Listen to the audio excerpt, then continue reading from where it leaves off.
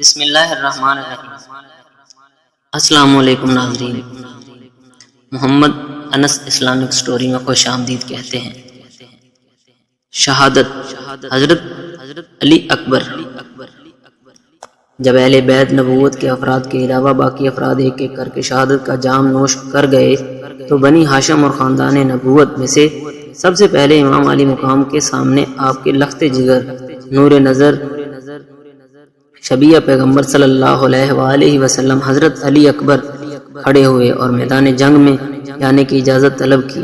آپ نے ایک محبت بھری نگاہ اپنے فرزند پر ڈالی اور فرمایا، بیٹے میں تمہیں کس بات کی اجازت دوں؟ کیا تیروں سے چھلی ہونے اور تلواروں سے کٹنے کی اجازت دوں، یا میں تمہیں خاک و خون سے گلتا ہونے کی اجازت دوں؟ بیٹے تم نہ جاؤ، میں جاتا ہوں۔ یہ لوگ خون کے پیاسے ہیں، مجھے شہید کرنے کے بعد پھر یہ کسی کو کچھ نہیں کہیں گے۔ علی اکبر نے عرض کیا، بابا جان میں آپ کے بعد زندہ رہنا نہیں چاہتا، بہشت بری میں نانا جان صلی اللہ علیہ وآلہ وسلم کے پاس پہنچا دیں۔ لاڈلا بیٹا جس کی کبھی کوئی خواہش ایسی نہ تھی جو پوری نہ کی ہو، مگر آج تم یہی گردن کٹانے اور خاک و خون میں لوٹنے کی اجازت طلب کر رہا ہے۔ اجازت دو تو کس طرح اور نہ دوں تو کیسے روکوں؟ جب بیٹے کا اصرار بڑھا تو امام علی مقام کو چاروں ناچار اجازت دینی ہی پڑی۔ حضرت علی اکبر میدان جنگ میں جانے کے لیے تیار ہوئے تو امام نے خود اپنے بیٹے کو کھڑے گھوڑے پر سوار کیا، اسلحہ اپنے دست مبارک سے لگایا، فولادی ٹوپی اپنے ہاتھ سے سر پر رکھی، کمر پر پڑخا باندھا، تلوار حمائل کی اور نیزہ اپنے دست اقدس سے ان کے ہاتھ میں دیا۔ بیٹے نے اپنے بابا جان اور خیمے میں کھڑی ہوئی دکھی بیبیوں کو سلام کیا اور میدان جنگ میں کی طرف چل پڑے۔ 18 سال کا یہ حسین جوان، جس کا چہرہ زیبا آقا دو عالم صلی اللہ علیہ وآلہ وسلم کے جمال جہاں آراں کا خطبہ پڑھ رہا تھا اور جس کا روئے تاباں حبیب کبریا صلی اللہ علیہ وآلہ وسلم کے جلوہ زیبا کی یاد دلا رہا تھا، میدان کاراز میں پہنچ گیا۔ اسد اللہ شیر نے دشمنوں کی صف کی طرف نظر کی، ذوالفقار حیدری چمکائی اور یہ رجز پڑھنا شروع کیا، اے یزید جان لو کہ میں علی اکبر ہوں، میرے باپ کا نام حسین ہے جو فاتح خیبر، علی اکبر علی حیدر کے نور نظر ہیں، اور کان کھول کر سن لو کہ ہم اہل بیت رسالت ہیں، اللہ کے پیارے رسول صلی اللہ علیہ وآلہ وسلم سے ساری دنیا میں ہم سے زیادہ کوئی قریبی نہیں، خدا کی قسم ابن زیاد پھر ہم پر حکومت نہ کر سکے گا، تم دیکھو گے کہ آج میں اپنے باپ کا کیسے دفاع کرتا ہوں۔ شہزادہ عالم وقار نے جس وقت یہ رجز پڑھی تو لگا کہ میدان کربلا کا ایک ایک چپا اور ریگستان کوفہ کا ایک ایک ذرہ کانپ گیا، پر یزید فوج کے دل پتھر سے بھی زیادہ سخت تھے، انہوں نے کوئی اثر نہ لیا۔ حضرت علی اکبر نے فرمایا، اے ظالموں، اگر تم اولاد رسول صلی اللہ علیہ وآلہ وسلم کے خون سے پیاسے ہو تو جو شخص تم میں سے بہادر ہے اسے میدان میں بھیجو، اور اسد اللہ دیکھنا ہو تو میرے مقابلے میں آؤ۔ مگر کس کی ہمت تھی کہ آگے بڑھتا، اور کس کے دل میں تاب تھی کہ تنہا اسے شیر کے آگے آتا؟ جب بار بار کی للکار کے باوجود مقابلے میں کوئی نہیں آیا، آپ نے خود ہی آگے بڑھ کر دشمنوں پر حملہ کر دیا۔ جس طرف کا رخ کیا یزیدی لشکر پھٹتا چلا گیا اور ایک وار میں کئی نوجوانوں کو گرا دیا، کبھی لشکر کی ممینہ پر لپکے تو ایسے مشتنر کر دیا، اور کبھی پلٹ کر فوج کی محسرہ پر جپٹے تو اس کی صفوں کو درہم برہم کر دیا، اور کبھی کلبے لشکر میں غوطہ لگا کے شمشیر زنی کی ہی وہ جوہر دکھائے کہ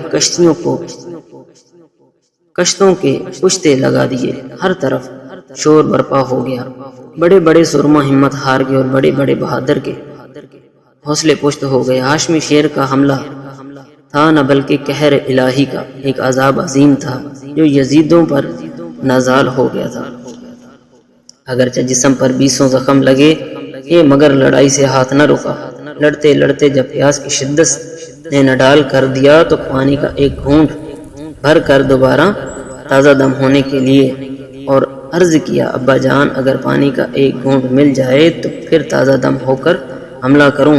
حضرت امام حسین نے فرمایا کہ بیٹے جان پانی تو میسر نہیں ہے، لیکن میں اپنی سوکھی ہوئی زبان تیرے منہ میں ڈال سکتا ہوں۔ حضرت علی اکبر نے امام حسین کی سوکھی ہوئی زبان چوسی اور پھر میدان میں جا پہنچے اور پکارا ہے کوئی جو میرے سامنے آئے۔ عمر بن سعد نے طارق بن شیس پہلوان سے کہا بڑی شرم کی بات ہے کہ ایک نوجوان اکیلا میدان میں ہے اور تم ہزاروں کی تعداد میں ہو۔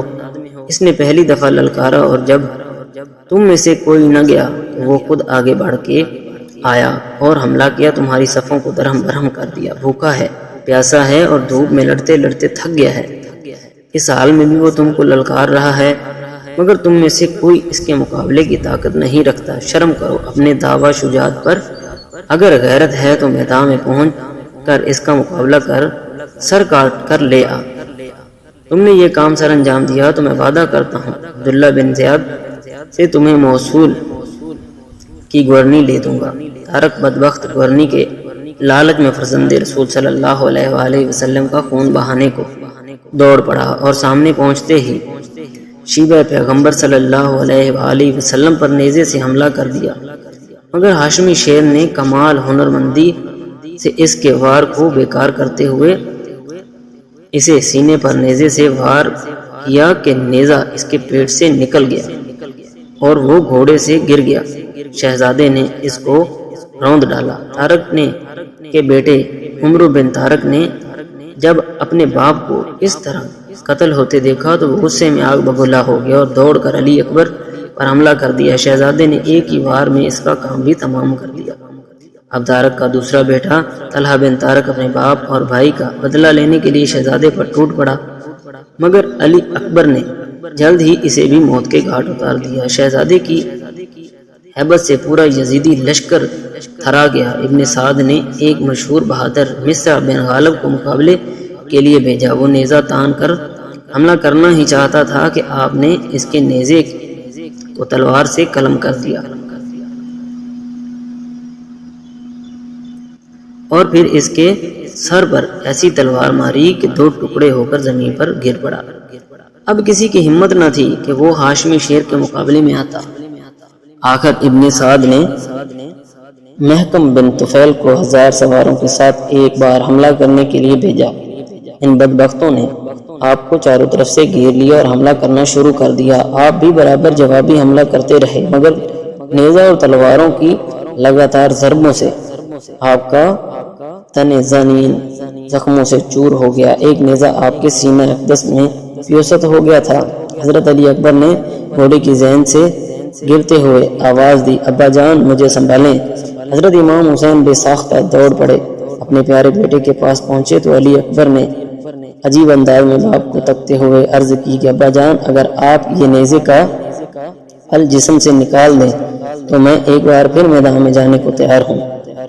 آپ کا بیٹا خون سے بیٹا کثرت سے زخم کھائے ہونے کے باوجود ہمت ہارنے والا نہیں۔ حضرت امام حسین نے اپنے بیٹے نوجوان جو کہ حسن و جمال اور رعنائی و زیبائی کا پیکر ہیں کو اپنی گود میں لے لیا۔ دیکھا تو نازوں والا بیٹا سر سے پاؤں تک زخموں سے چور ہے۔